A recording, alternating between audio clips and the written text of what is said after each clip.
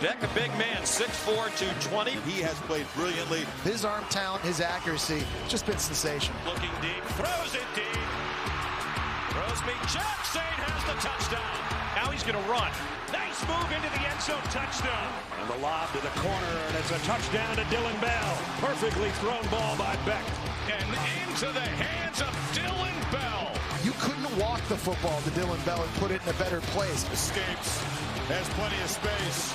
First down, a lot more. You got to worry about that big arm, but this kid can run the football. He's going to air it out long.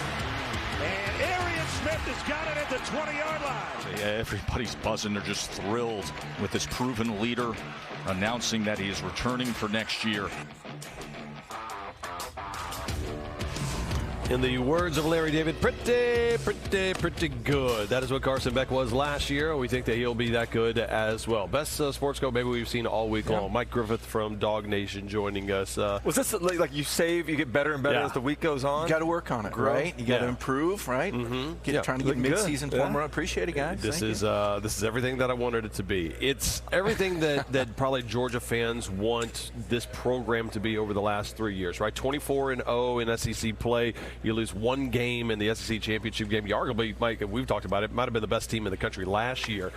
Where they're at right now, are they still appreciative as a fan base of Georgia under Kirby Smart, or have they gotten spoiled, which I think some Bama fans were under Coach Saban? No, I think they're appreciative of Kirby Smart. I mean, the fact that Kirby is an alum means everything to Georgia. The fact that he's still hungry, the fact that this team continues to compete. Like you said, 3 straight undefeated regular seasons, a 29-game win streak was an SEC record. And Carson Beck. I mean, you've got an NFL quarterback playing at the college level because of this NIL right now. This is the first example, I think, of a guy that would be a starting quarterback in the NFL this year, if not for the NIL and the ability for Georgia to come up with a few $million and maybe a booster kick in a little bit more. I agree with everything you said there. Wait, hold on. A few $1 million and the booster kick in. Do we think Carson's at $4 million, $3 million, something along those lines? I think he's around $3 million. I was told that they used Will Levis's salary is kind of a projection mark for what Carson Beck would have made had he gone to the NFL, and that's conservative because I think the Denver Broncos would have drafted him. I think he'd be starting for the Denver Broncos this year. And if you're Carson Beck, it's a business decision, right? You come back to Georgia, you have a chance to maybe be the #1 overall pick.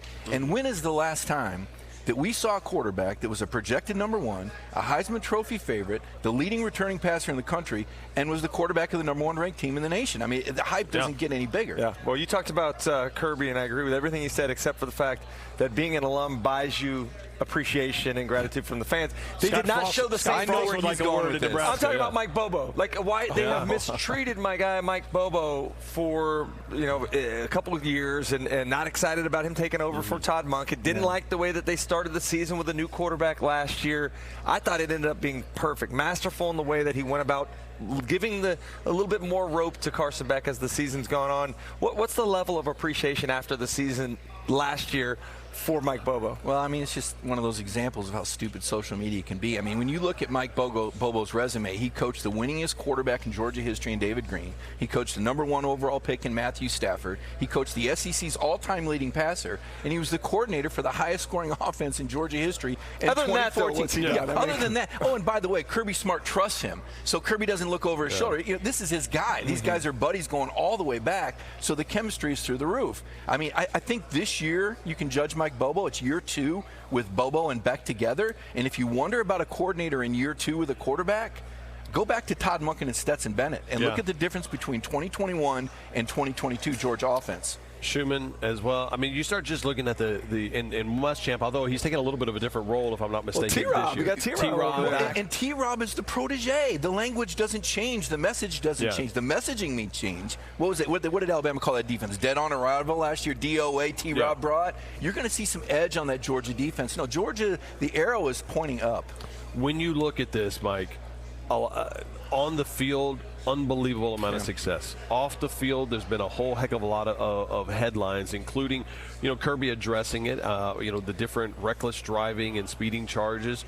What's going on here? Well, it's pretty well documented. There was a tragedy a couple of years ago. A staffer and a player lost their life in a reckless driving related incident, and Georgia's had a rash of those. The numbers are out there. I don't know what numbers you go by, but Kirby said he was going to amp it up and solve it. And you wonder how many sprints, how many stadiums, right? How many suspension? No, behind the scenes stuff. Yeah, well, right. now Georgia's taking it to the next level, and I think this was a groundbreaking story this week. That they're finding players, all right? You know, NIL brought a lot of great things to players. Everybody says, you know, these players need money. They deserve to be paid for name, image, likeness. It's a lot like the NFL. Well, that's going to create some problems like the NFL. So you got to have some solutions like the NFL. And Georgia's saying, we're going to hit them in the pocket. Now, not necessarily Georgia Direct, but the collectives agency that they work collaboratively with, they're taking money away from these guys when they have these penalties. And I wonder if this is the start of the trend and if this is some leverage for the schools, because everybody's saying, hey, these players, they got it made. They got everything. They can transfer out. You can't really penalize. Well, now you can. If you can hit them in the pocketbook, this could be the answer for some of these off-field issues. We've been talking about pressure a lot, and pressure on programs, pressure on coaches. You know, I think Lane Kiffin's up at the top with the expectation level that fans have after that 11-win season. But I think there's a high level of pressure on Kirby Smart. It may sound stupid. The guy hadn't. I'm not talking about being fired, but the expectation level is high. You look at the win total that Vegas has, 10.5 wins. This schedule, if we can take a look at the schedule, it's incredibly difficult. Like, why are we not talking more about how challenging Georgia's schedule is? And I think it's probably because we just assume Georgia's so much better than everybody else. Because they are that much better than everybody else. I don't think the margin's as great as it's been. Well, you know, Chris, you're one to ask, because the last time I saw a team that was supposed to win like this, it was the Florida Gators in the 1990s. You guys embraced that. We've talked about this. Steve Spurrier embraced the fact not only was Florida supposed to win, but they were supposed to run everybody out of the stadium. I mean, everybody's scoreboard watching. What's my favorite team doing? How bad are the Gators beating everybody's tail, right? And you embrace that, and that's the way Georgia is. Georgia likes to say Georgia isn't for everyone. The standards are high. Kirby coaches these guys really hard. I mean, heck, recruits walk in to watch practice. He demands they shut off the cell phones. I mean, that's not supposed to happen. You're supposed to be kissing tail and giving all gas, no brakes. And, you know, what was that? What Texas is trademark? That's the I don't know. They got any trademarks this week in Texas? I don't know. That's all I've heard about is Texas. But and I understand. But yeah, the schedules, it is tough. Particularly from October 19th on. I mean, you're talking about competitors to win the SEC that you're playing over and over. But okay, Clemson. All right, you already knew what you got in Brock Vandegrift. All right, he wasn't going to be the guy at Georgia. At Alabama, that's Kalen DeBoer's first SEC game. He doesn't know what he's in for yet. And then you look at Texas, they play Oklahoma the week before. Now, if they can beat Oklahoma in an emotional game and come back and beat Georgia, tip of the cap, Longhorns, horns up, all that good stuff. And then at Ole Miss, November 9th. Now we got to wonder, has Lane Kiffin's team faced any adversity? And if so, how does this group of transfers handle it? Because transfers don't typically handle it as well as guys that have been in the program 3 or 4 years. Let's talk about Florida State in 63-3 when we talk about teams heavy with transfers that opt out. So you missed a team in there November 2nd. They play. What are you laughing at? I mean, it's Billy Napier still going to be the head coach on November 2nd? I mean, the cocktail party used to be the crown jewel of the Florida and Georgia schedules. I mean, we're not even talking about it. Listen, Georgia fans still love it. I can promise you that. Georgia fans can't wait to go down to Jacksonville. But here's the deal. We've had that conversation before. A rivalry, and when it's at its greatest, is when you tune in and you don't know what the hell is going to happen, right? I mean, look at last year in the Iron Bowl, right? I mean, 4th and 31, you're a millimeter away from one of the biggest upsets that we've ever seen in the history of this conference. And it's the same thing with the Egg Bowl. You have no idea. Texas, Oklahoma has been that way. It's been fairly one-sided over there in Jacksonville when they get across that bridge in favor of. Well, hold on. By the way, the last time they lost a regular season game was against Florida in 2020, right? It was in 2020. And listen, I think Florida is going to do better than a lot of people think. I really do. I think the program's headed in the right direction. I think that the Havner Center, when you get a new building like that, it brings energy. I've seen that at Georgia before. The problem is that Florida's best player is now playing at Georgia. Trevor Etienne, he's going to be the X factor in the league. I mean, this guy's dynamic. Now, somehow he didn't manage to start at Florida. Did Billy Napier bring like a player with him from another school? Johnson. Yeah, started him over Etienne, which I guess all bets are off. We'll check that out. He'll be here today. Etienne, X factor for Georgia this year. If he was still with Florida, I mean, that's a home run hitter that gives you a puncher's chance. This guy can score from anywhere on the field. I'm surprised he's not getting more love in the preseason. Let's continue to talk about Florida and Georgia. There's been a lot of talk, particularly from Kirby Smart in years past, about making this a home-and-home series. I think everybody's kind of resigned it's going to stay in Jacksonville for the foreseeable future. But there is a stadium demolition and rebuilding going on there coming up. What are you hearing about where those 2 years games will take place? Well, Chris, I know you were a proponent for them to go home and home those 2 years that the Jacksonville Stadium is under construction, the seating capacity to be limited. And yes, it will go back to there. What is it, a $1.2 billion facility? I mean, the luxury suites, there's going to be so much money to be made, and money is the incentive now for these programs. Another unintended consequence of NIL, you got to come up with the money to pay these players. I mean, this is people's jobs that are on the line, so they've got to go where the money's at. My prediction is it'll probably go Orlando and Atlanta, even though I'm with you, and I know a lot of Georgia fans, we've done a poll, 80% of the Georgia fans want to see this go home and home those 2 years. Right? And get even for what you and Steve Spurrier, what was it? 52.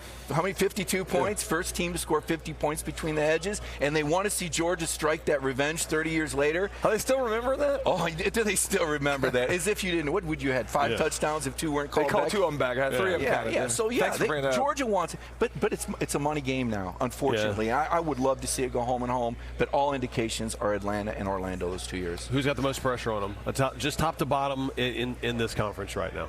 Wow. I think Kalen DeBoer. I don't know how you couldn't. When you step into the shoes of a legend, a guy that Nick Saban was the Dale Earnhardt of college football. I mean, this is a guy that even if you hate him, you love him because he's so dynamic, he's so dominant. You're seeing him now on the broadcast. Yeah. I mean, this is just incredible. I mean, this is Saban overload. But DeBoer comes in, and he's trying to do it different. He's not even going to try to fake it. Yeah. He's changing all sorts of things, and it's going to go boom or it's going to go bust. I think there's a lot of pressure in Tuscaloosa. PB, I'm going to brag real quick because the place to be in late February is Gainesville, Florida. My guy and our group, we got Trisha Garzone, came up with the Steve Spurrier First-Year Coach of the Year award. I mean, talk a little bit about what that is going to be. Well, we got to give an assist to the Football Writers Association, which is based here in Dallas. Steve Richardson, the executive director. But when we went to Steve Spurrier with this idea, it was interesting, Chris. The reason Steve Spurrier was really interested in this is he wanted the 1990 Gators to get credit for winning the SEC, which he still thinks was stolen away. Google it. Trust me, there's a story there. And Spurrier likes to have these Gators back for this award ceremony. It's like a reunion. And last year we had the Purdue head coach, the Arizona head coach, offensive player, defensive player. Mark Richt was honored by Steve Spurrier. Did you know that Steve Spurrier once cut Mark Richt from a football team? We didn't know that till that night. So Mark Richt brought it up. Yeah, Spurrier didn't even know it, right? And then we had Jamie Chadwell, who's like next SEC head coach in waiting, by the way, wearing a visor. I don't know if that suggests anything. But Jamie Chadwell was there, big Steve Spurrier fan. So it was quite an event, and it is. It's dynamic to have everybody in person at an event like that at Spurrier's Gridiron Grill. There's a free plug for it. They don't need it. Everybody knows where that place is at. But, Chris, it is fantastic, and it's really what college football is all about. I wish every school could have an event like that where they brought all their famous alums back and honored former coaches. And that's for what? It goes to the first year at a school? Yeah, a coach that's in his first year at that respective school. So, like Jeff Lebby would be one of those guys. All of a sudden, Kalen DeBoer would be one. Mike Elko's my favorite. I'm bullish on that. I feel like that's probably the biggest ceiling versus floor team. Because I know where the talent is, but I remember where the talent was there with Jimbo Fisher, and a lot of it has to do with the health, Mike, of Connor Wegman and whether or not he's healthy, because they haven't had a quarterback healthy for the entire season. But that's where I feel like them and Oklahoma are the biggest quote-unquote X factors for this entire conference to play out. Yeah, I'm getting like Cutcliffe vibes out of Elko. I like this guy. I think he's playing three-dimensional chess. I think look, Duke was beating Clemson last year. Duke, right? Not basketball, we're talking football. This guy is the real deal, and he's not intimidated by any of this Texas entrance into the league. I wondered, a lot of people say, oh, Texas A&M, they're going to be really shaky and upset about it. No. They're really welcoming the Longhorns into the den, because if they win this series, they can win this state. They can change the narrative real quick. But also, if Longhorns go into Kyle Field and all of a sudden it is 45-14 Longhorns, especially late in the year. It ain't going to be 45-14. No, I don't believe so, because I do believe, like, people don't understand. Mike, I lived in Texas for 22 decades.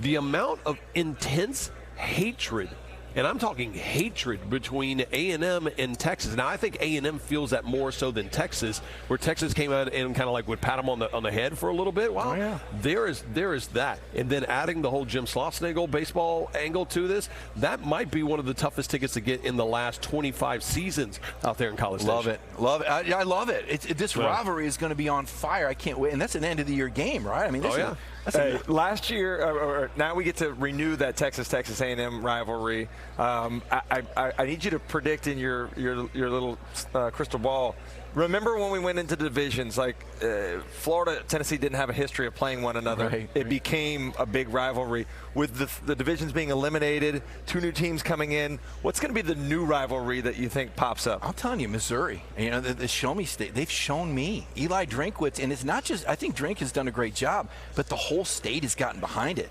And they're beating Oklahoma for players. It's a pay game now, and Missouri is outbidding Oklahoma for players. This is a change in balance of power. I'll be very interested to see if Eli Drinkwitz can keep this thing going, because they look like a championship contender. It was weird, though, yesterday, seeing Drink not be the traditional Drink where he's kind of like the scrappy kid, like pay attention to me. It almost just feels like, hey, I deserve a seat at this table, and I'm playing the same poker that you guys are playing. Listen, I was critical last year. I called him the Nutty Professor. I thought he was the Nutty Professor. I thought the halftime, the shake hands with Josh, I thought it was like this Bush League. But now this guy realized all of a sudden, a guy that was on the hot seat is suddenly a championship contender, and he wears it well. When I asked him that question in the big room yesterday about Missouri, he gave a State of the Union address that they're going to play on the big screen before every game. I mean, every booster is going to swell with pride and reach in their pockets and throw more money at him. I mean, this guy's got it going right now, and if Brady Cook can have a successful year and not throw the ball to the other team like he did Georgia in the last couple of minutes, they got a chance. A lot of people throw it to other Georgia defenders. We talked to Luther Burden yesterday.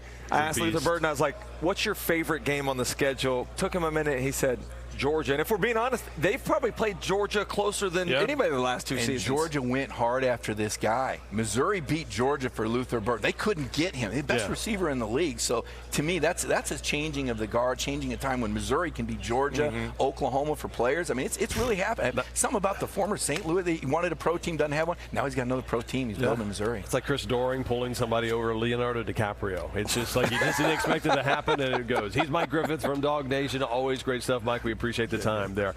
All right, we're going to give a little recap. We got a chance to go down to the All-Star game yesterday and see some LSU and SEC royalty. Yes, we did. In the house. Got that coming up next year. SEC this morning.